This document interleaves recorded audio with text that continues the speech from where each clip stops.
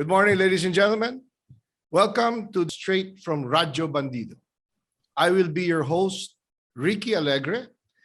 And why Straight from Radyo Bandido? Because Radyo Bandido has had a history of leading in communication excellence for the past so many years, and in the tradition of fair, balanced, and truthful reporting. We are launching Straight from Radyo Bandido. And for our first guest, we have with us one of the leading senatorial candidates who has had vast experience in all fronts. We remember him, and he was Defense Secretary, a legal expert who has also delved into business, the economy, and banking. And we all know that he has done so much in his congressional district in Tarlac. And we're proud to have him with us this morning. Please welcome to Straight from Radyo Bandido, former Defense Secretary Gibo Teodoro. Good morning, Mr. Secretary.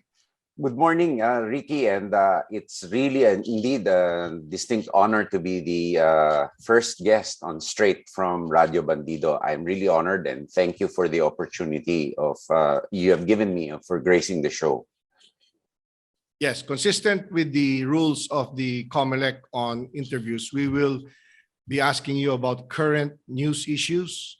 Yes, sir. And we'd like you to maximize this time to tell us your thoughts and your plans once you get to the Senate.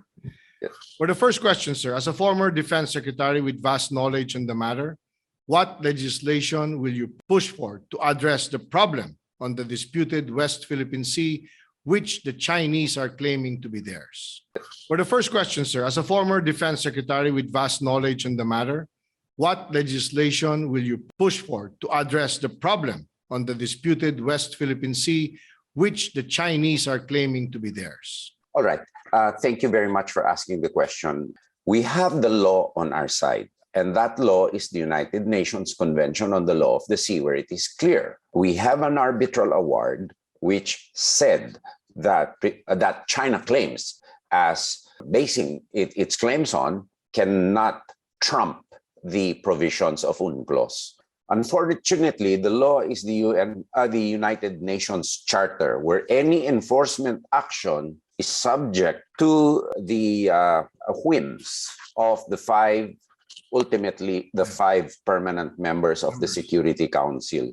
Any which one of them has a veto, single one of them, and China is one of them. Now, I think the best way really is to create enough noise. Now, in order to do that, we have to find an interest that several countries share with us in order for these interests to outweigh their bilateral relations with China. Secondly, we also have to have the capability to prevent and to deter further expansion by China and creeping expansion on our exclusive economic zone. Now, to do that, on the other hand, that's where probably legislation comes in, because then it's a capability upgrade, continuing capability upgrade of our armed forces and our digital and cyber capabilities. On the other hand, the most important piece legislation that one can do, is to upgrade the capabilities and the gravitas of our Department of Foreign Affairs. But the Department of Foreign Affairs, together with the Department of National Defense proper, should provide the proper policy guidance and inputs and research and networking with potential partners in this endeavor. We're not going to win our claim through actual combat. We will win it through diplomacy. Moving now to the next question, Mr. Secretary, what do you think are the legislative ways to curb the country's food shortage and eliminate excessive importation of, example, meat and other food products? The important things are the budgetary support for all of these. And that is contained in the National Expenditure Plan, which will be submitted by the next president. Second, I really want to review whether farming is optimal based on the hectarage limit set, which continues to be imposed, which the DAR continues to impose, despite the fact that the CARP has already expired. They claim that the acquisition function has expired, but the retention limits of 3 hectares still remain.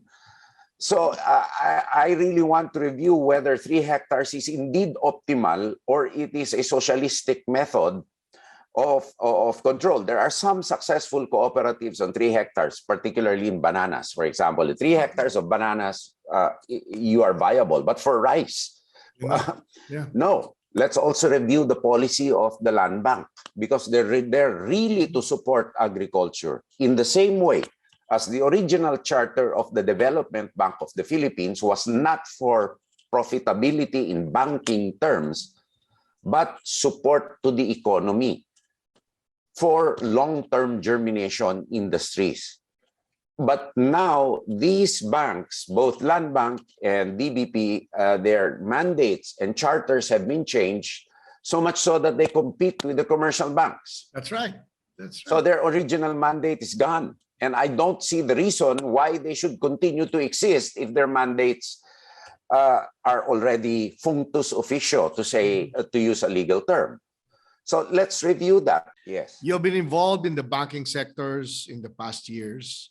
What bills will you pass to help the small and medium enterprises sustain their businesses during this pandemic and beyond? The banking sector, in fairness, has already shouldered a lot of costs because of Bayanihan 1 and Bayanihan 2. And we have capital adequacy ratios that we have to maintain to the satisfaction of the Bangko Sentral ng Pilipinas, which is the independent monetary authority. So the best thing that we can do is to help each other, the banks and the BSP, build up the capability of the BSP in technology, in getting experienced people, in training experienced people.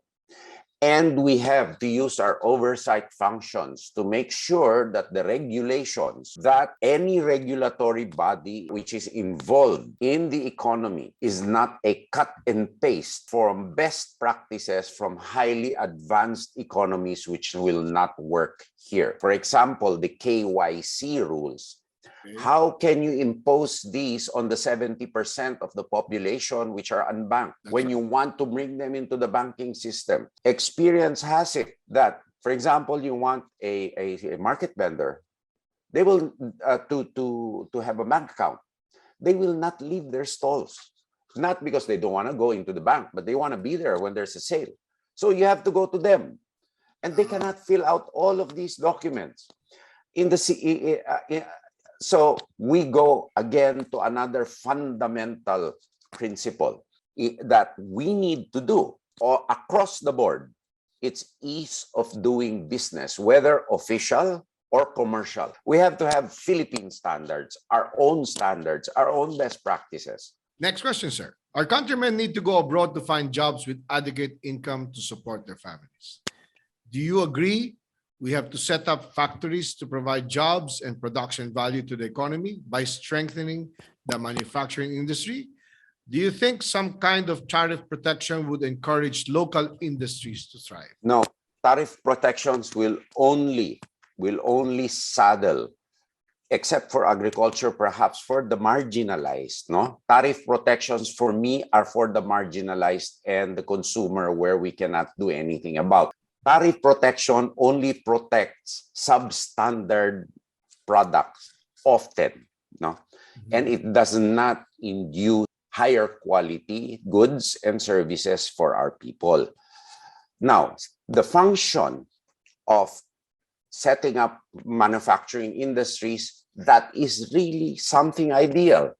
But even though we liberalize, if we do not have the proper infrastructure to invite both domestic investments, capital investments from abroad too, and the proper regulatory framework where people can have ease of business in doing things, then we won't have any industries whatsoever coming in. Even though you open the door, even though you provide 100% ownership of land in certain areas, they just won't come in. If they do not have confidence that their investments will be stable, the investment horizon, throughout the investment horizon, the policy environment will be predictable. And, it's a safe haven for their investments too. And they will have a reasonable rate of return without much regulatory capture or regulatory changes, depending on the changes of political administrations. That's what we need to establish. Okay. On the final question, sir, one of your advocacies is to make progress in healthcare. And as Yes. the country's health situation slowly improves, what measures or legislation would you bring forward to strengthen the Philippine healthcare system? Immediately, what we need to do is to examine the national expenditure plan and to exercise oversight that the funds due the local government units are properly downloaded and no retentions are done by the national government, particularly in the case of building and equipping health facilities, hospitals, and healthcare. Two things: a universal healthcare system, which is easier said than done. But the immediate thing that can be done is proper guidance by the DOH in accordance with the specific conditions of each community. A one-size-fits-all prescription throughout the Philippines will not fit the bill. And just downloading the funds to capable local governments that have proven their capacity to build the required infrastructures in health and give the required services. So I encourage our people and our viewers to research every problem. Each one will have his or her own opinion, but it's our duty as citizens, as students, as teachers, not to have formulaic solutions to our unique problems. The Philippines is not like any country in the world. This is a unique country, which is a beautiful country because of its diversity, but with the beauty and diversity comes a diversity in problems too. And the solutions that we have to come up with must be Philippine solutions and not solutions coming from elsewhere. Let us choose wisely. Let us choose based on the agenda, the capabilities, the work that needs to be done. And I am here supporting a tandem which is forward-looking with an agenda. I'm fully, I have promised the public and my supporters to cooperate in building a better Philippines, bagong Pilipinas para sa bagong henerasyon. Because I'm doing this not only for myself, but for the future generation. Very well said, Mr. Secretary. Thank you for your time. Thank you. God bless you all.